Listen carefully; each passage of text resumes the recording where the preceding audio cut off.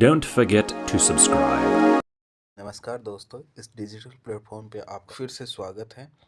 आज हम शिक्षक भर्ती परीक्षाओं में आने वाले एक सब्जेक्ट साइकोलॉजी का अध्ययन करेंगे।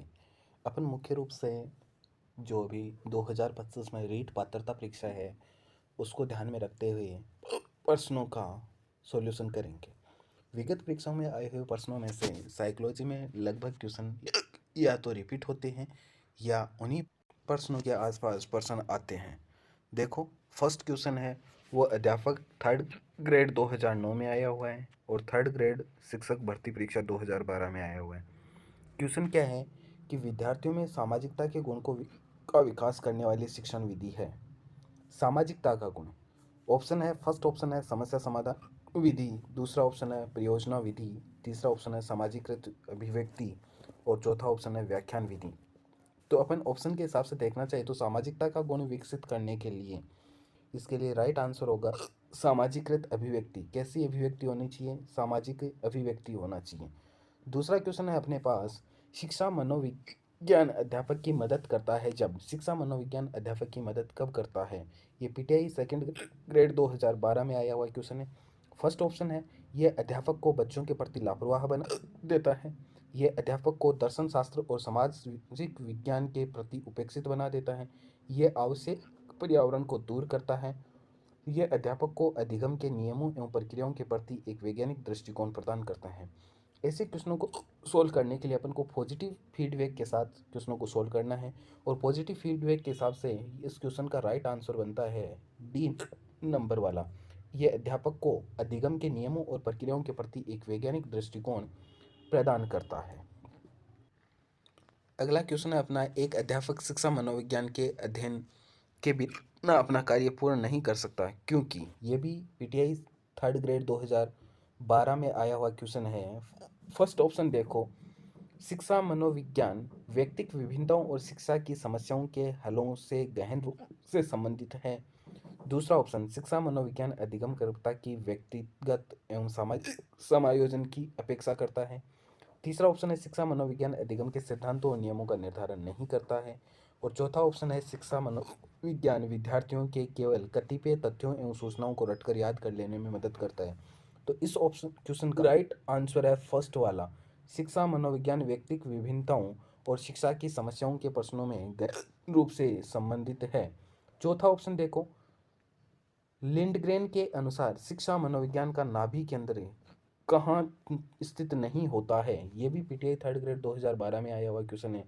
फर्स्ट ऑप्शन है अधिगमकर्ता, दूसरा है अधिगम विषय वस्तु, तीसरा है अधिगम प्रक्रिया और चौथा है अधिगम परिस्थिति। तो इस क्वेश्चन का राइट आंसर है अधिगम विषय वस्तु।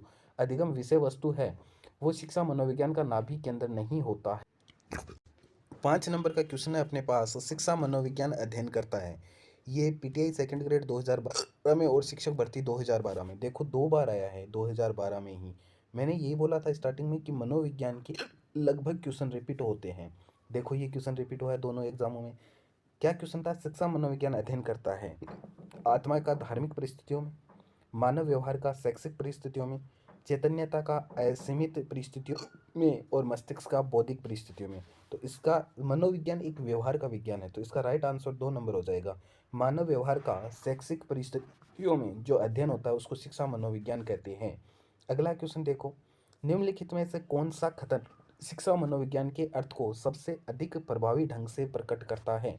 ये अपना जो सेकंड ग्रेड एग्जाम होती है टीचर की 2010 वाली एग्जाम में आया था, विज्ञान का अलग से पेपर होता है, उस पेपर में फर्स्ट ऑप्शन है ये व्यक्ति के मन के अध्ययन का विज्ञान है, ये व्यक्ति के अनुभवों का विज्ञान है, इसका संबंध केवल व्यक्ति की सामाजिक प्रक्रियाओं से है, ये शिक्षा को मनोवैज्ञानिक आधार प्रदान करता है।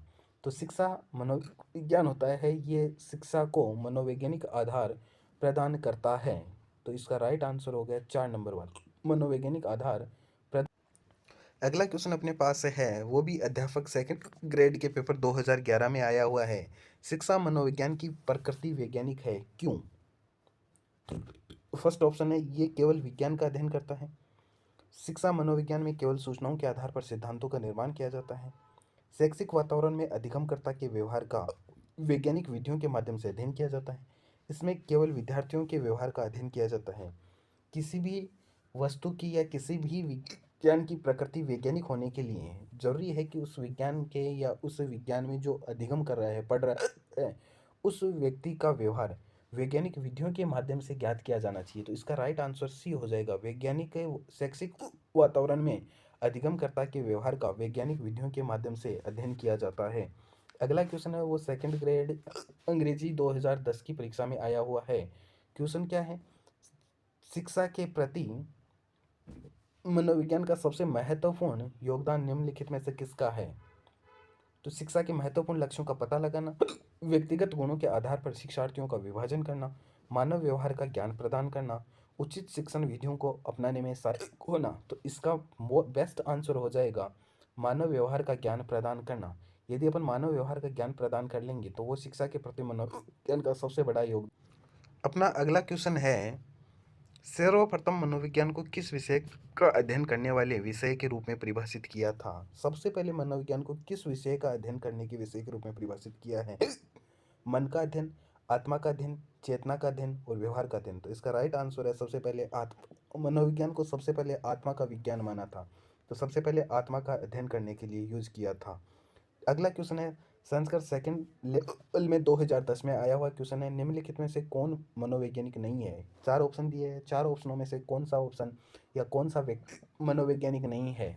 फर्स्ट ऑप्शन है जॉन डीवी, दूसरा है वॉटसन, तीसरा है हेल और चौथा है स्किनर। इसमें जो जॉन डीवी है वो मनोवैज्ञानिक नहीं है, वो क्या है? दार्शनिक है।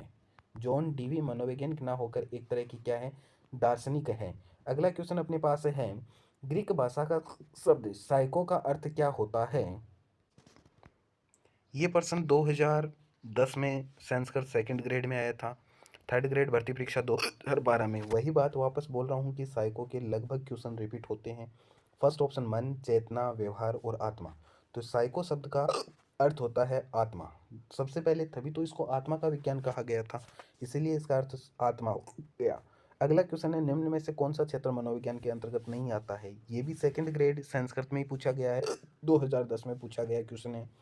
फर्स्ट ऑप्शन असामान्य मनोविज्ञान, औद्योगिक मनोविज्ञान, आर्थिक मनोविज्ञान और पशु मनोविज्ञान। ये जो अपने पास धन से रिलेटेड मनोविज्ञान होती है, ये विज्ञान मनोविज्ञान के अंतर्गत नहीं आती है, जबकि सामान्य मनोविज्ञान, पशु मनोविज्ञान, औद्योगिक मनोविज्ञान किस में आती है? मनोविज्ञान के अंदर ही आती है।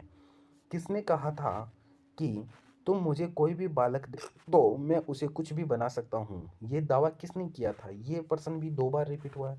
थर्ड ग्रेड भर्ती परीक्षा 2012 में रिपीट हुआ है, हिंदी सेकंड ग्रेड 2010 में रिपीट हुआ है। इसके चार ऑप्शन हैं, मैकडूगल, कोहलर, वॉटसन और पावलोव। तो ऐसा किसने बोला था? वॉटसन ने बोला था कि तुम मुझे कोई भी बालक दे दो, आप जो उसको बनवाना चाहते हो मैं उसे वह बना दूंगा। वर्तमान समय में मनोविज्ञान है, ये भी देखो हिंदी सेकंड ग्रेड 2010 में, थर्ड ग्रेड 2012 में पूछा गया है। वर्तमान समय में मनोविज्ञान, सबसे पहले मनोविज्ञान को आत्मा का विज्ञान समझा गया था, लेकिन वर्तमान समय में इसको किसका विज्ञान माना जा रहा है? व्यवहार का विज्ञान माना जा रहा है। मनोविज्ञान को वर्तमान में व्यवहार का विज्ञान। 15 नंबर का क्वेश्चन है अपना, ये रहा, शिक्षा मनोविज्ञान का अध्ययन शिक्षक को इसलिए करना चाहिए ताकि वो क्या कर सके? ये भी अपना हिंदी सेकंड ग्रेड 2010 में आया हुआ है।